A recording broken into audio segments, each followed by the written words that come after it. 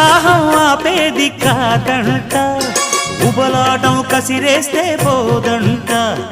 ఉయ్యాల జంపాల కథలోనే కొట్టే ఉద్యోగం నాదంట. వరసుంటే వారంతో పని ఉంది, ఉత్తుత్తి చొరవైతే హుడుకే ఉంది. మళ్ళీ కావాలన్న మనసు ఉన్నది. వామ్మో ఏం పిల్లది, ఎంత మాటన్నది. బాగున్నది కోడే ఈడన్నది. సిగ్గుల పురి చెక్కిలి తనకుంది అంది.